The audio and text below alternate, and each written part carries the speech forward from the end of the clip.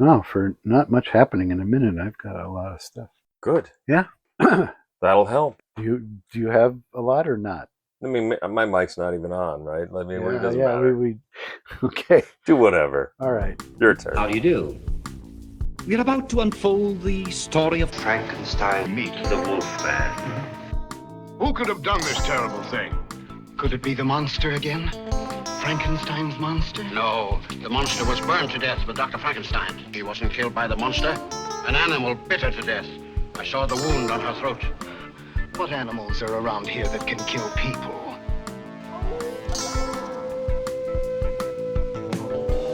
Well, we've warned you.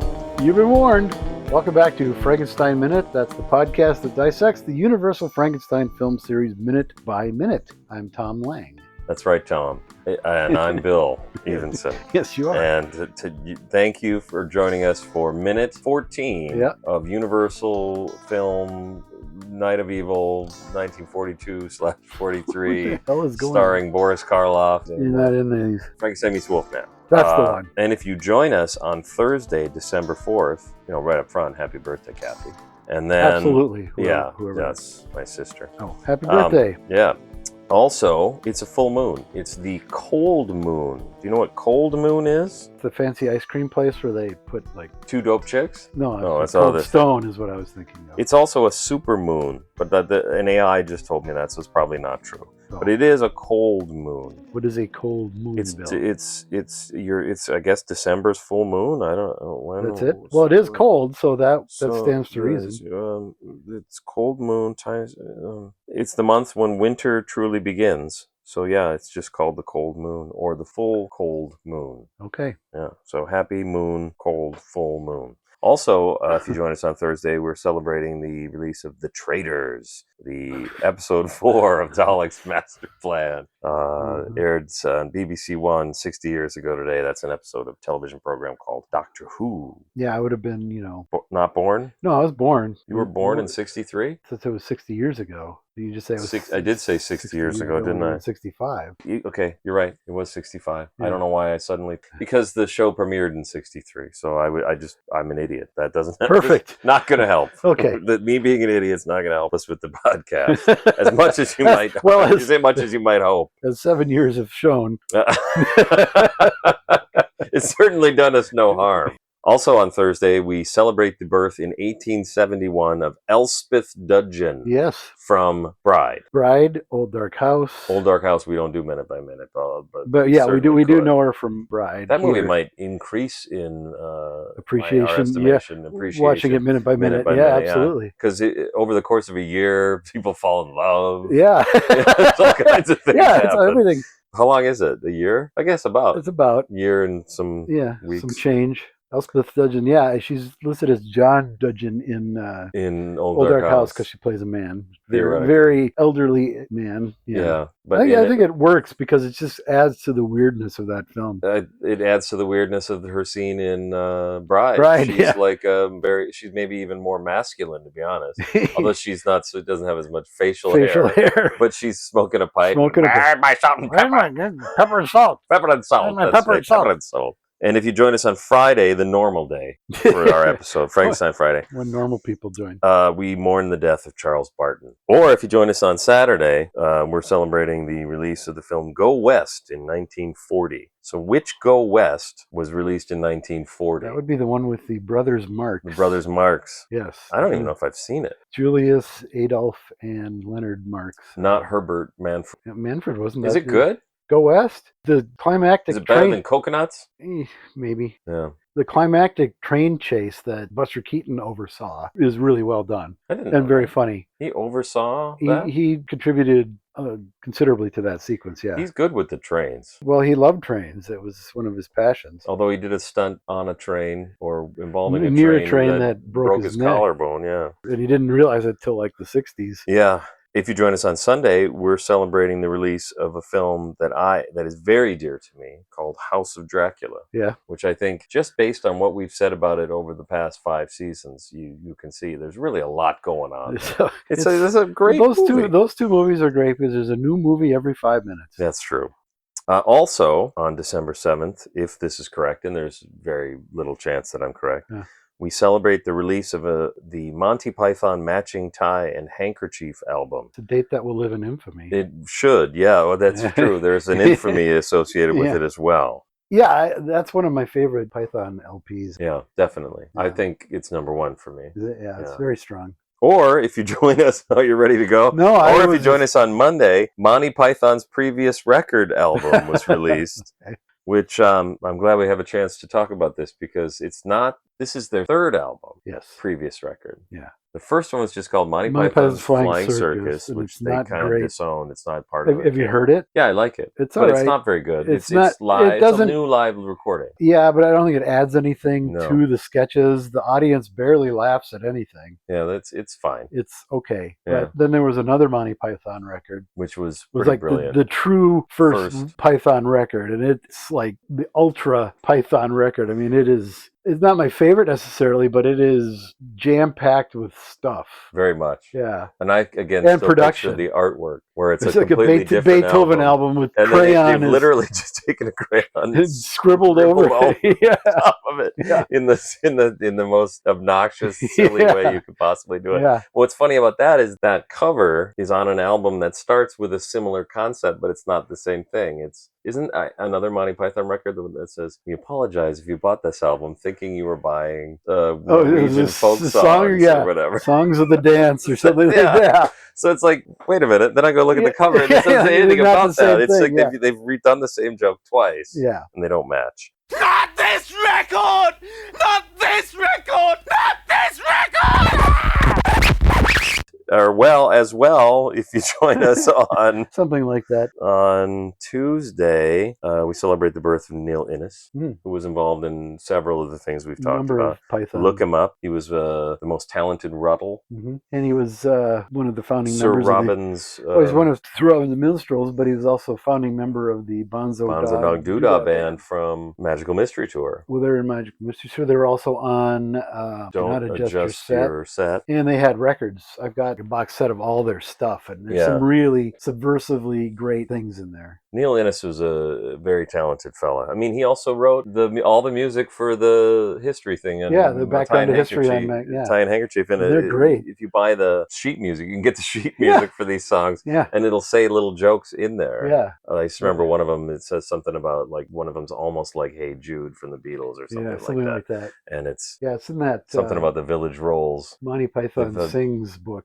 And he's dear departed, but we're celebrating his birth because that's Yes. how we roll. Yep. Also, on that same day, November 9th, a little film called The Wolfman was released in 1941. Is that right? You know that film? I've seen it once or twice. Do you like it? Yeah, It's pretty good. Not my favorite of the big Universal horrors. So, of the big Universal horrors. So we're talking the big four: Well, Frankenstein, Bride. oh, you already Wolfman. gotten me way past 4. Okay. Oh, you don't even include Dracula or what? No, I just said. Okay, go ahead. Frankenstein, Bride, Bride, Dracula, Wolfman, Wolfman. and- yeah. So you don't put the Invisible Man That's in your own? what's no. Well, I'm when saying they- your 4. Oh, my 4. I got like 6, Yeah, maybe 8. See, I tend to prefer Werewolf of London Yeah, over exactly. Wolfman, just because first of all it's Lemley, Yeah, and it just has that generally makes it feel better. to it. yeah. They just look and feel different. It has sort of a James Whale-ish sense of humor about it that I Okay. like.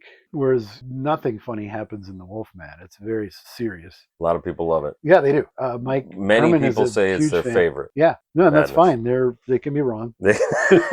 And if you join us on Wednesday the 10th, we celebrate the birth of Anne Gwynn, 1918. Okay, Who's we'll, Anne we'll Gwynn? be encountering her shortly. All right. On the same day, we mourn the death of Robert Michael Nesmith, That's what killed him. Is who died. Anne Gwynn being Anne born. Gwynn killed Michael Nesmith. He died 4 years ago. We saw him. That was we went and great. saw him, and it was great. It was Mickey and Mike, and the two monkeys you'd want to see. Those are the ones I'd want to see. Yeah. Here's Eddie to weigh Been in. invaded. Yeah, I may finally be done. you may. I may. You're Let's. not- you're not I reserve 100%? the right to go back Okay. and talk about more things that happen. Okay. Do they fit In within the- the in minute, or are November. they just you're forgetting them now? Nope. I think that's it. Because Okay. once we get to Thursday, that's next week. Yes. Okay. Done. All right. Stay tuned next week. Next week, more monkeys. Doctor Who, Marx Monty Brothers, Python. Doctor Who shit. Yeah, covered them all. We didn't have any Mystery Science Theater references yet, but I'm sure that'll I come. don't have that included. It might be Trace Beaulieu's birthday. Well, seeing we've really made a huge error. You might add that in. Did you add like all the Marx Brothers stuff? No, I mean, I don't know what I'm doing. Okay, I can give you some dates. Okay. I think I did actually get all the Marx Brothers stuff, yeah. Wolfman is caught midair. Yeah. It's kind of a cool return to the midair shot. And then he falls behind a pile of... he doesn't fall, he lands. Behind, yeah. Yeah, behind some crates. Hopefully on a mattress or something. I'm assuming. Yeah. And he lands with a thunk. Yep. There's an audible thunk. Kind of cool sound effect. I doubt it's the real sound effect that actually happened when he hit the ground. But does that make the Bobby look up, or was he already... He was already looking over there like, what is that guy doing? Yeah, he was. And... falling apart? Yeah, well, I got to push the chair back to accommodate... The Mona Lisa's falling apart. Accommodate him sitting in my lap here. The Peaks Constable... Wait, can I just interrupt real quick? Yeah. I just want to make sure the listeners know I'm not sitting in your lap. No, my dog is. Okay. Yeah. Because you just said I'm trying to accommodate because he's sitting in my lap. I'm going to cut all that... The listeners know. No, I'm going to cut all the explanation. I am sitting in Tom's lap. I'm cutting all references to Eddie out.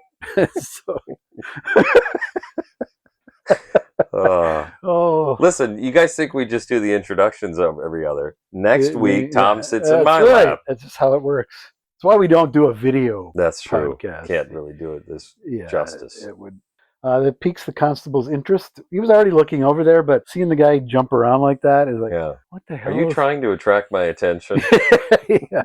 What the hell is that guy doing? Yeah. Goes to investigate, and he gets his throat ripped out for his trouble. I got to say, this minute is one of the best looking minutes. So I'm going to talk about that a lot. Yeah, it looks great. The lighting is great in this sequence, and it's one of the more vicious Wolfman attacks in the entire series. Yeah, it's a brutal murder right there on screen. There's a little bit of shadow, but all the shadow does is help you to imagine that his throat is getting ripped out because because it's 1942. No way in hell you're going to see that. Yeah. But yeah, it is very brutal. And you hear the sound of, I don't know, a cat fight, maybe a cougar, maybe a lion. There's all kinds of sound. Growling and gurgling and gnashing of teeth. I don't know. What does that sound like, gnashing your teeth? I'm not going to bother to gnash. I'm too old to gnash my teeth. One of them will pop out. Yeah.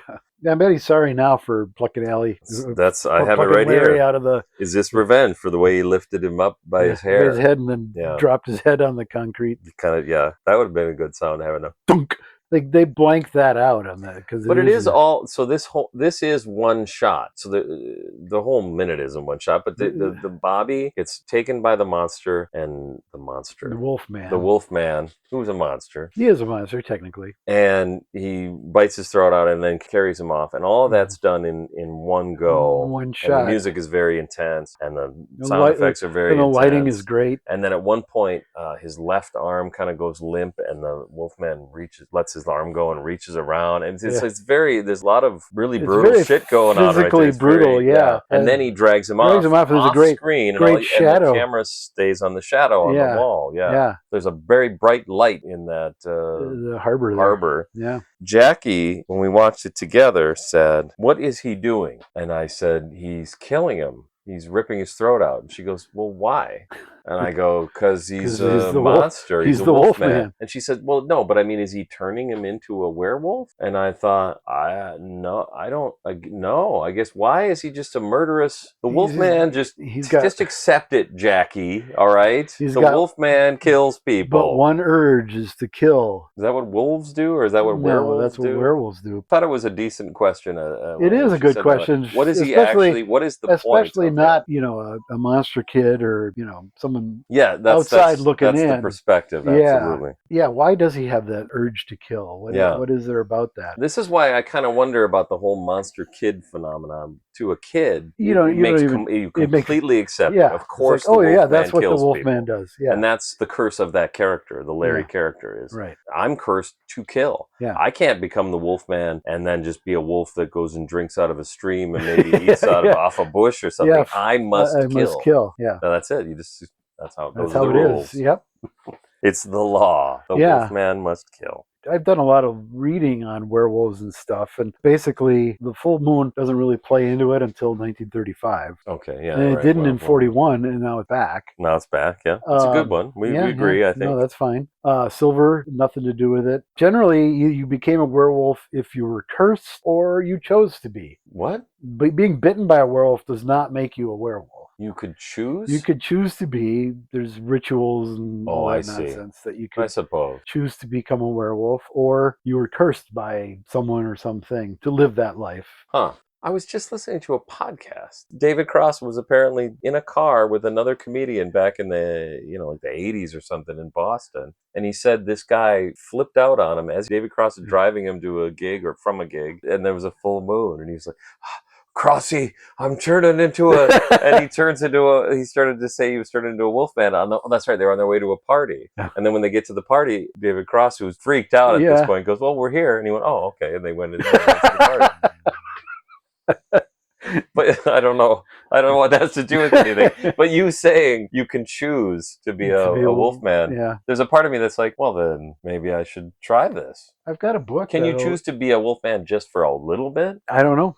And there are ways to get out of it. Like on the way from a party, comedy gig to a party. Yeah, maybe. I also like that he called him Crossy. Then whoever was doing the interview, it might have been, I don't know, said, "Do people call you Crossy?" And he goes, "No, nobody's ever called me."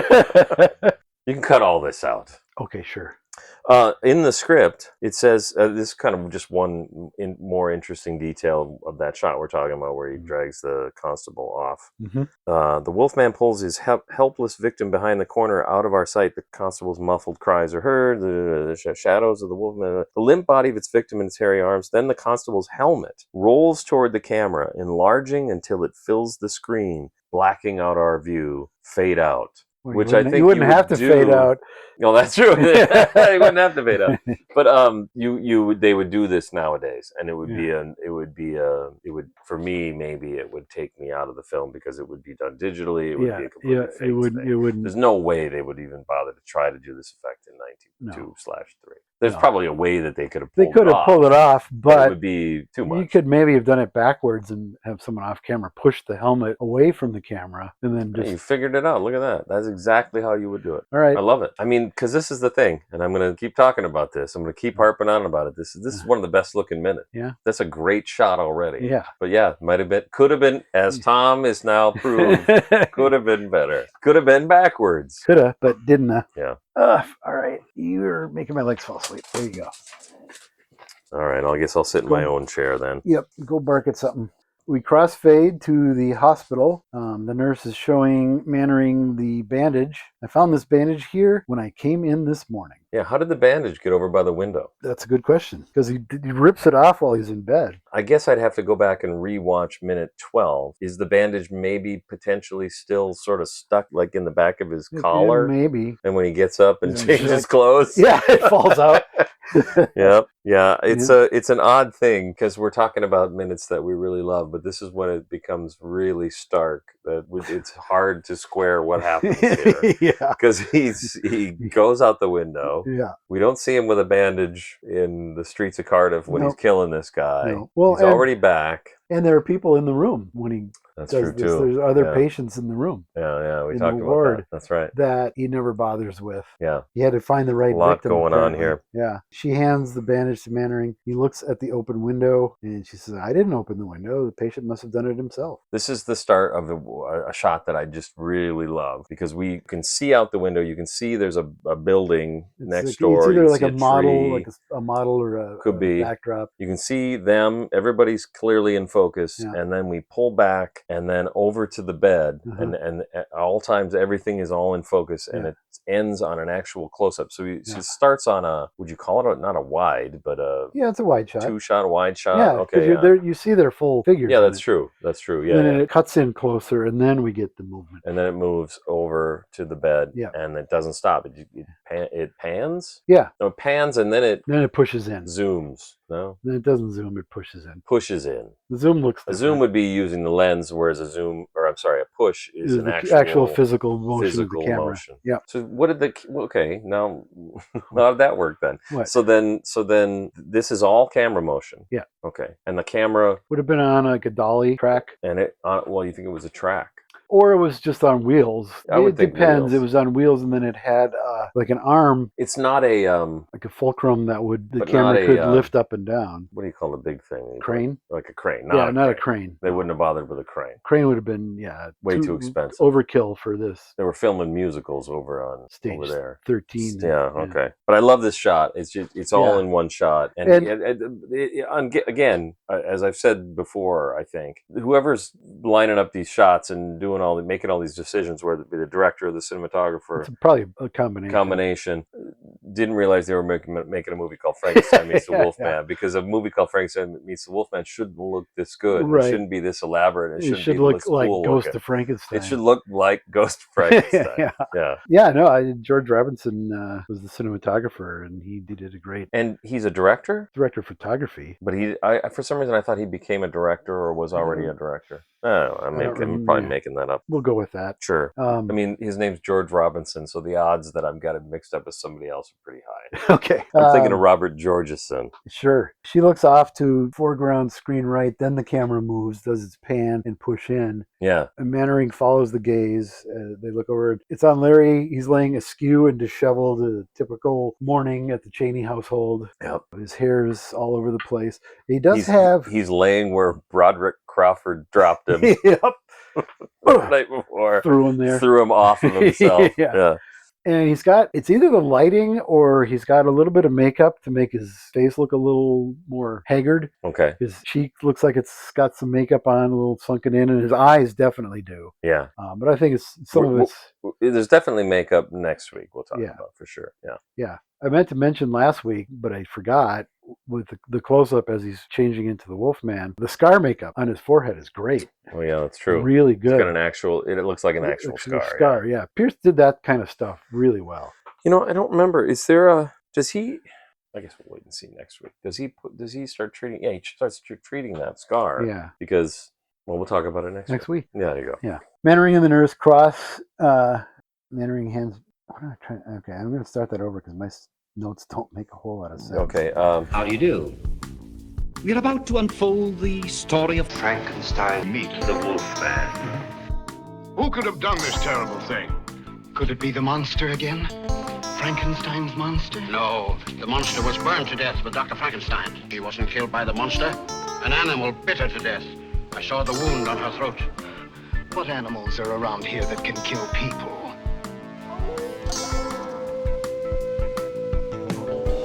Well, we've warned you. You've been warned. Well, Yep, no, we're not that going to do that. far. Oh, okay. If you join us on Thursday, we'll go back to that. Because that's when I lost track of what was happening. Oh, shit. Yep. Mannering and the nurse cross to the bed. Mannering hands back the bandage to the nurse. Says we better cover him up, which they do, turning him over and straightening him out. There you go. And the minute ends. And then the minute ends. Yep, that's all I got. Okay. Anything to say about any of that?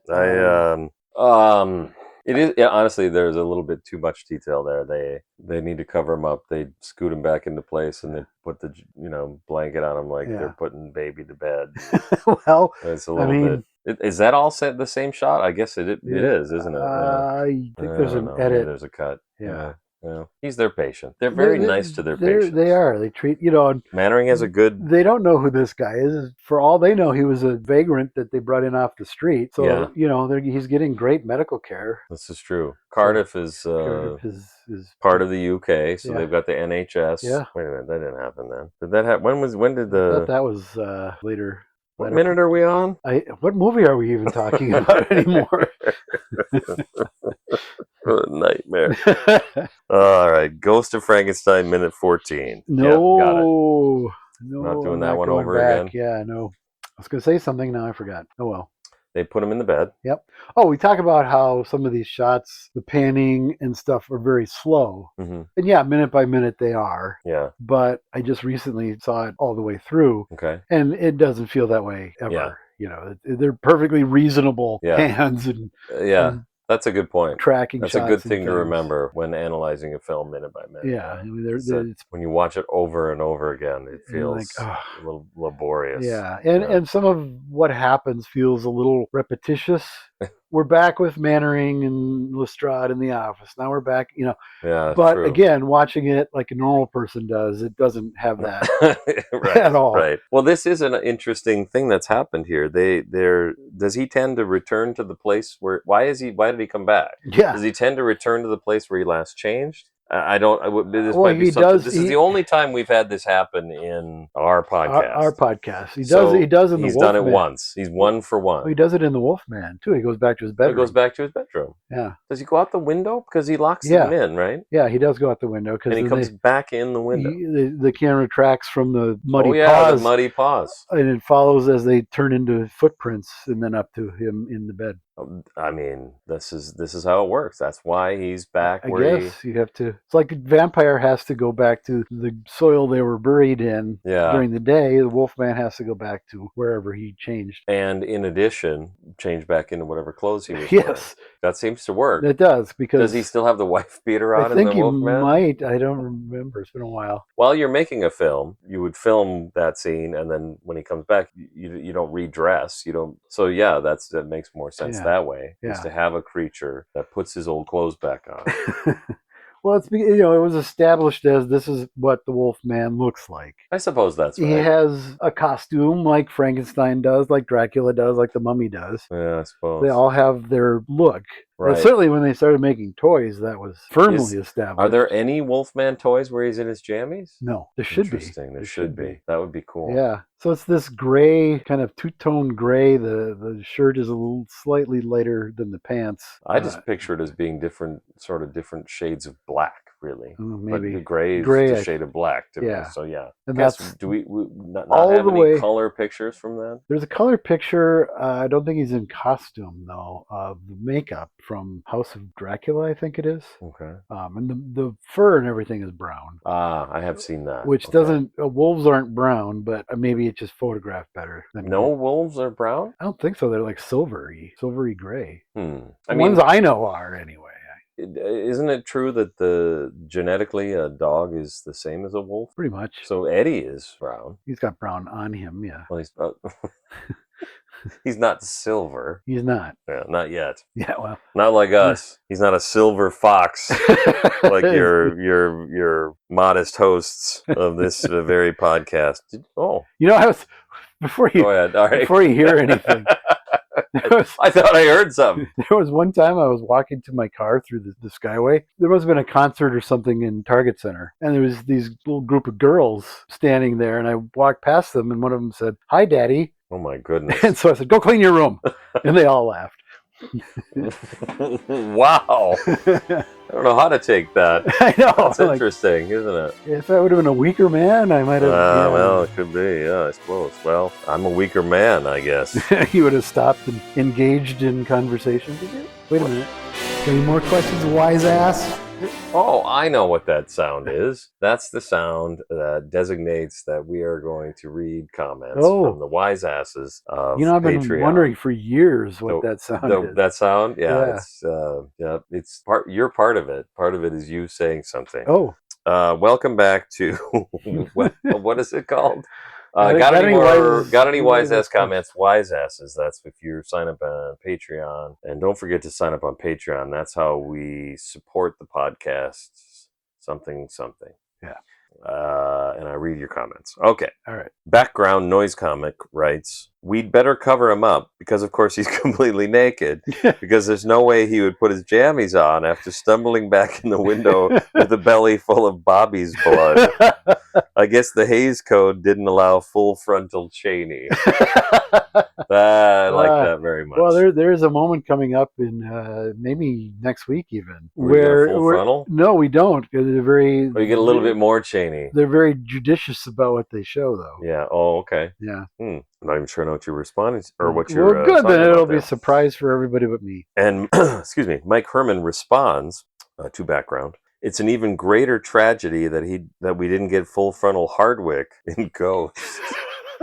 Why would they do that though? Does he change in that? Into his would have been He's always in his suit. completely gratuitous, but it would have been pretty funny. It would have been pretty great. Yeah. It's a tragedy. It really is. I agree. And background responds, I just saw a bit of Ghost on the Universal Channel the other day, and I've got to admit, I noticed how svelte Sir Cedric was in that. Yeah. Is it Cedric? Or did we go Cedric? Cedric, I think. Thanks, background and Mike. Yes. Vincent writes, guess we wouldn't get a full frontal werewolf until David Naughton's Balloons 40 years later. What is that? The night after he's first transformed into the wolf In American Werewolf in London. Oh, that is that one. Okay. He wakes up naked somewhere, like in a park or something, yes. and he's like, oh shit, now what do I do? And he Yes. steals some balloons from a little kid to Well, maybe you know what Mike's about to respond with. go for it. Didn't The Howling beat it by a few months? They did. So they're naked in that too? Mhm. Somebody's naked? Everybody? Yeah, there naked? actually is. When is Cat People? That was, I think, a year later, 82, I believe, something like that. I feel like 82. But it all sounds like 82 to me. Yeah, I know. Everything came out Everything in 82. came out in 82. The Thing, Yeah. Back to the Wrath of Future, Khan, Star Wars, everything. Citizen Kane, they all Citizen Kane. came out in 82. And Vincent responds, oh, you're right. So in The Howling, There's starring David Carradine. No, I'm sorry, John Carradine. Why not? Slim Pickens and You name it. Dick Miller. I mean, they're all in this. Everybody's Joe a Dante Dick film, Miller, so yeah. there's all these. Did you see this? They're making a Gremlins 3. Yeah. And the headlines are, Chris Columbus returns to direct. Yeah. And I'm like, wait a minute. And you look in the article, and they're generally, if they're not written by AI, they are correct. Yeah. He wrote the original. but They made it's a Joe Dante. At least absolutely 2 is definitely a Joe Dante is film. is if you want to see what a Joe Dante film is, Gremlins 2 is the perfect thing. Yeah, and what's Joe Dante doing? Is he dead? No, I think he's retired. He does that Trailers from Hell. I suppose. Do you expect that Gremlins 3 will even try to be in any way a good movie, homage, or a good any movie, kind of even reference Gremlins 2, or is it going to be we're ignoring Gremlins 2? I'm pretty sure it will. Yeah. Yeah. It's too bad. All right. Because I think Christopher Columbus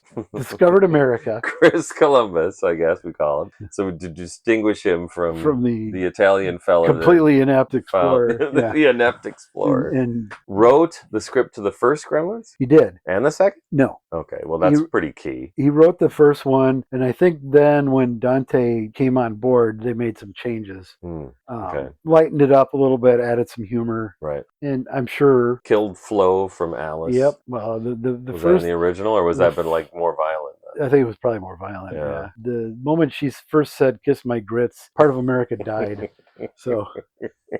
Although it's actually in Alice, it's actually in Alice. No, Alice doesn't live here anymore. She says it really once. Seriously. Yeah. Oh, I haven't. But she says a lot of stuff. I have no desire to rewatch this. You could say anything. Okay. Are there gremlins in it? Just say yeah. There's gremlins all over the place. Yeah.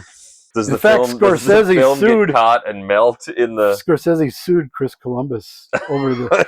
It's all kinds of news today. All right, thank you, Vincent and Mike and everybody. Charlie Paulson writes, "Here it is, the greatest scene in motion picture history. This is the second, and unfortunately the last time we get to see the Wolfman kill somebody on camera. The stuff of nightmares. Yep. The second. So what's the first? He kills Jenny in The Wolfman. Who's Jenny? She's groupie, Evelyn Anchor's friend. Oh, okay, that makes sense. Within the story. Yeah. You see that, I believe. I don't think you see him kill he kills like the gravedigger or something.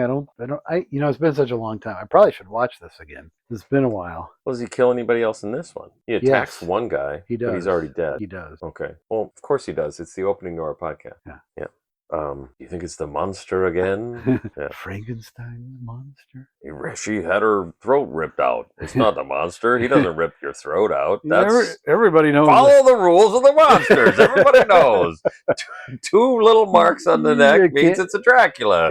Her throat ripped out means it's a Wolfman. Dusty fingerprints is a mummy.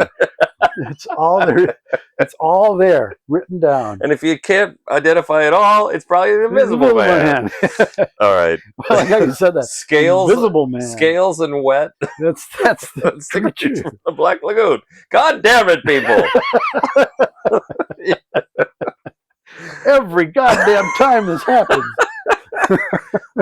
Burned up in a radioactive fire. That's a Godzilla. Smashed flat. That's a King Kong. They get onto a Everything, bit. everything's got to be pronounced with the accent in the wrong place. So what would a Frankenstein? Oh yeah, or Frankenstein. Yeah. If it was an accident, that's probably Frankenstein. Yeah, he never means to do it. Thanks, Charlie. You fucked up our whole podcast. Now we're laughing again, and we lost Rick. Yeah. Will Hohenstein writes the Wolfman's most savage kill. Mm-hmm. Chaney really manhandled that guy. He probably had beef with the actor. It's possible. Yeah, it's possible. There's he kills. Like I said, the guy's arm goes limp. Like they really are trying to actually do. I don't think he had a beef with the actor. I think they're it's really trying to make it look savage, pretty savage. Yeah, it's pretty great. Yeah, pretty great stuff. There's one of the Mummy movies. I forget which one. He kills a security guard in a museum. The Mummy, and the actor's like, he almost fucking killed me for real. He wouldn't let go. He kept choking and choking. And it wasn't Tom Tyler either. It was our boy Lon Creighton. Catherine responds, same constable he met in minutes 7 and 8, who was really pretty decent to him. Yeah. I think that's probably a better take than my take that he's mad that he dropped his head on the concrete. Because we don't really see something awful happen there. No. He actually is pretty decent. He is very, And that's what you call irony. Yeah. Yeah. If you're nice to Larry, he'll kill you. The Wolfman will kill you. He'll come kill you. Thanks, Catherine and Will. Mm-hmm. And if you want to write your own comments for this minute, it's too late. But in future minutes, you should have thought of that before you left the house. For today. Sign up at patreon.com/Frankenstein Minute at the $5 level. Check the box for Wise Ass. Yep, that's key because otherwise you don't get if you don't check the box, we'll just take the money. We don't do anything else. We just take the money. And we won't feel guilty about it. And if you do $5.01, I don't know. It doesn't matter. Just sign up at the Wise Ass level. We'll figure it out. Yeah.